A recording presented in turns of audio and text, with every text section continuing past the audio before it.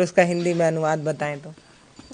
देखिए, जो है हम आपको एक कथा सुनाते हैं श्री रामचरितमानस का। भगवान राम से अगर कोई प्रेम तो सब करते हैं, लेकिन कोई सबसे ज्यादा प्रेम करने वाला है तो वो माता कैकेयी है। लोग तो समझ नहीं पाते हैं, कहते हैं कि वो तो वन में भेज दी थी, वो कैसे प्रेम करती हैं। तो वही सबसे ज्यादा प्रेम करती है।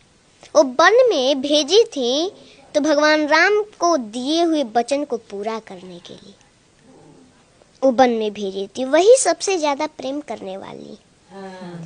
सभी लोग, सभी माताएं अपने बच्चे को दूध भात खिलाती हैं बड़े प्रेम से। वैसे ही एक बार माता कैकेयी भी भगवान राम को अपने गोद में बैठा करके और दूध भात खिला रही थी। भगवान राम एक गिलास खाए, 2 गिलास खाए, 3 गिलास खाए, चौथे में हाथ पकड़ लिए। बोले, माँ, आपने कभी हमसे ये नहीं पूछा कि राम तुमको कुछ चाहिए। तो माता कैकेयी बोली कि अरे पुत्र, अरे राम, तुमको कुछ चाहिए तो जल्दी बोलो, क्या चाहिए? तुमको कुछ चाहिए, जल्दी बोलो। तुम्हें मांगने में देरी हो सकती है, मुझे देने में देरी नहीं हो सकती। भगवान राम बोले, माँ, पहले मेरी कसम खाओ कि जो मैं मांगूंगा वो दोगी। माता कैकेयी बोली, हाँ राम, मैं तेरा कसम खाती हूँ, जो तुम मांगोगे वो हम देंगे तुमको। मांगो, क्या चाहिए? भगवान राम बोले, माँ, लेकिन जो मैं मांगने जा रहा हूँ अगर वो आप दे दोगी तो संसार में कोई भी आपका नाम, अपने बच्ची का नाम नहीं रखेगा।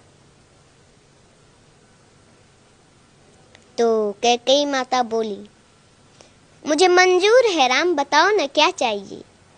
मेरा नाम, अपनी बेटी का नाम कोई न रखे, ये मुझे मंजूर है। मेरा राम प्रसन्न रहे, इससे बढ़कर मेरे लिए और क्या हो सकता है।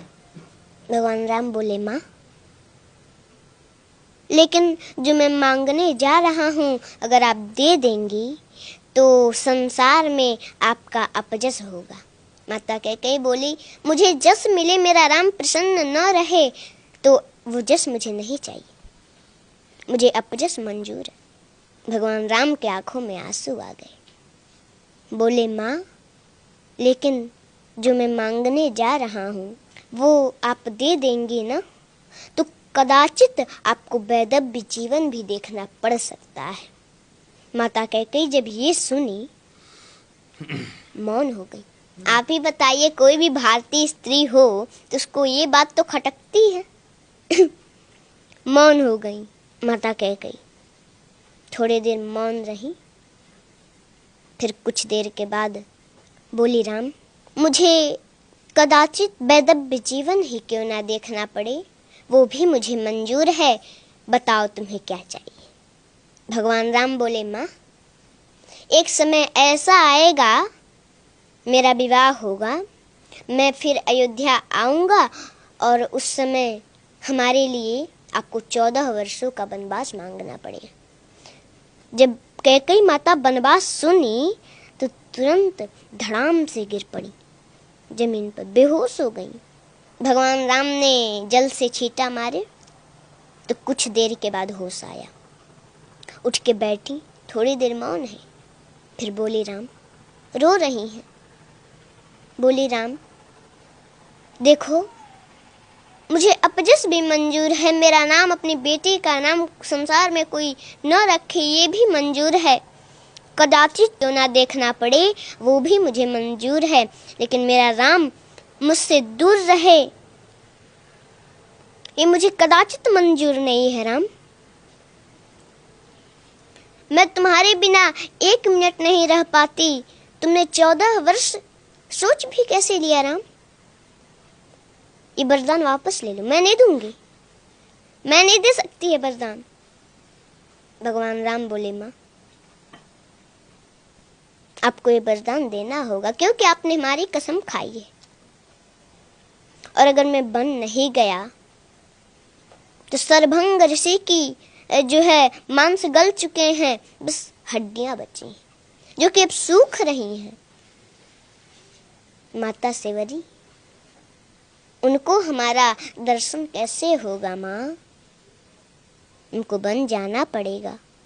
उस दिन से माता कैकेयी भगवान राम से थोड़ा हट के रहने का प्रयास करने लगी कि वो समय आए और मेरे दिल के टुकड़े टुकड़े न हो जाएं और मैं राम को दिया हुआ वचन पूरा न कर सकूं, उसको दिया हुआ वरदान पूरा न कर सकूं तो क्या होगा। थोड़ा हट के रहने का प्रयास करने लगी और वो समय आया, वरदान मांगी।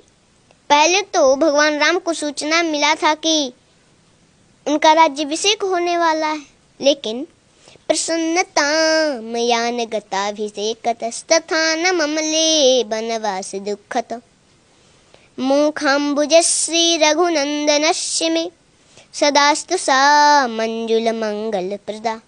जब भगवान राम को ये सूचना मिली कि उनका राज्याभिषेक होने वाला है तो उनके मुख पर प्रसन्नता नहीं थी, लेकिन पुनः उसके अगले दिन उनको सूचना मिल गई कि 14 वर्षों का वनवास मिल गया, तो उनके मुख पर थोड़ा सा उदासी भी नहीं थी। उस समय तो प्रसन्न हो रहे हैं कि अरे पिताजी ने हमको अयोध्या का राज नहीं, पिता दिनी मोहि कानन राजू, पिताजी ने मुझे अयोध्या का राज नहीं, मुझे तो जंगल का राजा बना दिया। वो तो प्रसन्न हो रहे हैं और उस समय उपदेश देते हैं कि कोई भी परिस्थिति हो उसमें प्रसन्न रहना चाहिए, हंसते रहना चाहिए। कोई प्रसन्नता की बात सुन ली, ज्यादा उसमें प्रसन्न भी नहीं होना चाहिए, और कोई दुख का बात सुन लिया तो उसमें ज्यादा दुखी भी नहीं होना चाहिए। हर परिस्थिति में एक जैसा रहना चाहिए। जी देखिए, पुत्र और माता के बीच का जो प्रेम है वो इन्होंने कितने प्यार से समझाया है। इतना इससे पहले भी कई बार राम कथा सुनी होगी, कई बार आपने मंचों पर सुनी होगी, मैंने भी सुनी है, टीवी में देखा है, कई बार मम्मी के साथ सत्संग जाना हुआ है, लेकिन इतना प्यार से आज तक कभी नहीं सुनी। इतने मधुर आवाज में कहाँ पे ठहराव देना है, कहाँ पर पिच गिराना है कि आप उस वाक्य से जुड़ पाएं, कहाँ पर पिच उठाकर हाई बोलना है, ये एक कला है।